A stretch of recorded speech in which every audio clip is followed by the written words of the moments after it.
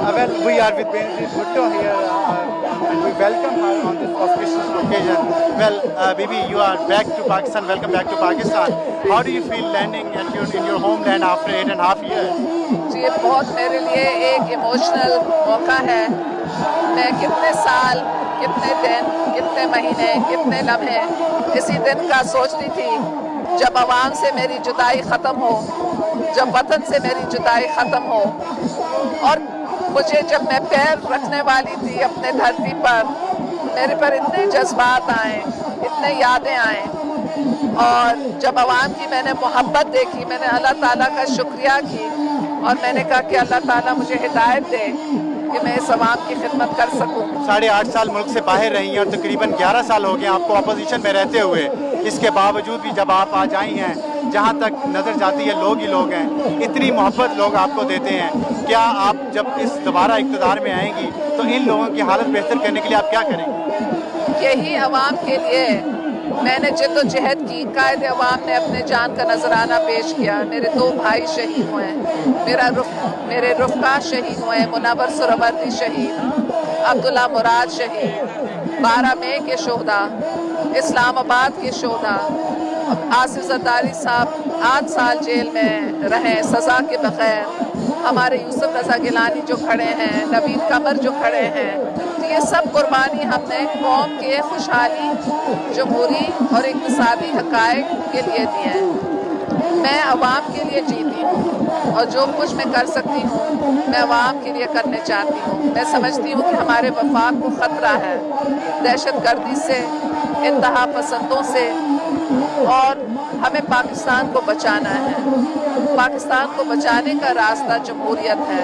अवाम की हम खिदमत करेंगे, अवाम को ताकतवर बनाएंगे तो ये मुल्क। आपने कायदे अवाम का जिक्र किया, उन्होंने हमेशा मिलिट्री डिक्टेटरशिप से टक्कर ली, अपनी जान दे दी।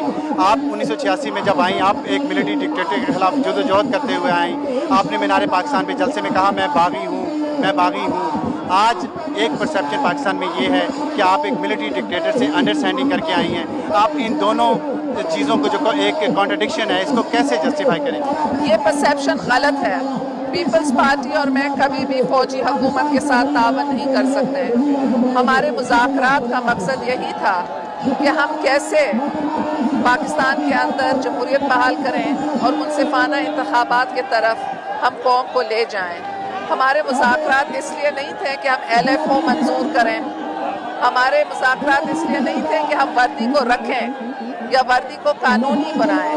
और मैं बहुत खुश हूँ कि जनरल साहब ने सुप्रीम कोर्ट ऑफ पाकिस्तान के सामने ये वादा किया है कि वो वर्दी उतार देंगे और एक सिविलियन की हैसियत से अपना हल। आपने नवाज शरीफ के साथ एक चार्टर ऑफ डेमोक्रेसी साइन किया था, उसमें आपके इख्तिलाफात हुए। अगर क्या आपके ख्याल में, आप दोनों बड़े सियासी लीडर हैं, क्या ऐसी कोई मुमकिनात है कि आप दोबारा इकट्ठे होके इस जो मिलिट्री आमरीत है इसके खिलाफ जदोजहद करें? जी हम तो चाहते हैं कि हमारे मुल्क में जमहूरियत बहाल हो, कानून की हुक्मरानी हो, अवाम मुल्क के मालिक बने। चार्टर ऑफ डेमोक्रेसी पर हम अब तक तायीद करते हैं। चार्टर ऑफ डेमोक्रेसी में मैं खुद जद्दा गई थी मियाँ साहब से बात करने के लिए कि हम एक निज़ाम के बारे में बात करें, नहीं तो या आमरीत होती है या कमज़ोर जमहूरियत होती है। तो हम बैलेंस ऑफ पावर चाहते हैं और मेरी कमिटमेंट वहाँ तक है।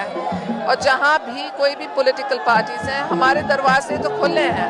तो खाली आप कहते हैं कि हम जमहूरियत की बात करेंगे, अवाम की बात के लिए आप क्या ऑफर करेंगी पाकिस्तान की पॉलिटिकल पार्टीज़ को और पाकिस्तान की मिलिट्री एस्टेब्लिशमेंट को? मैं पीपल्स पार्टी ने अपने साहब के हुकूमत में भी कोई इंतकामी कार्रवाई नहीं की। हम इंतकाम पर यकीन नहीं करते हैं, हम तामीर पर यकीन करते हैं। और मैं समझती हूँ कि एक फ्री प्रेस बहुत ज़रूरी है। हुकूमत सुस्त हो सकती है, जब तक सहाफ़ी हुकूमत को होशियार ना रखे कि क्या हो रहा है तो एक माशरा तरक्की नहीं कर सकता।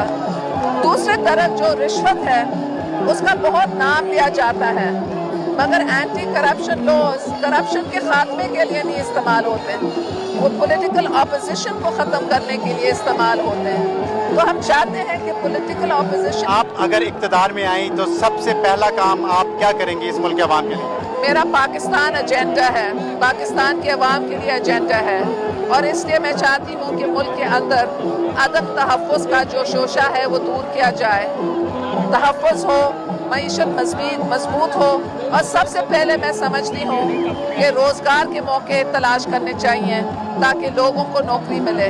عزت نفس آتی ہے جب آپ کے پاس جاب اپرچونٹیز ہوں۔ اتنا پیسہ پاکستان کو مل رہا ہے، وہ پیسہ عوام پر خرچ کرنا چاہیے۔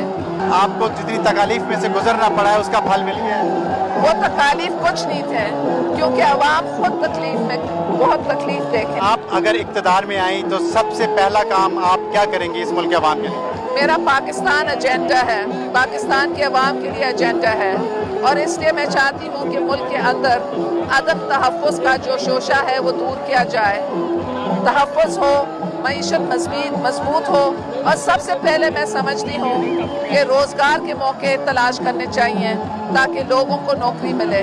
عزت نفس آتی ہے جب آپ کے پاس جاب اپرچونٹیز ہوں۔ اتنا پیسہ پاکستان کو مل رہا ہے، وہ پیسہ عوام پر خرچ کرنا چاہیے۔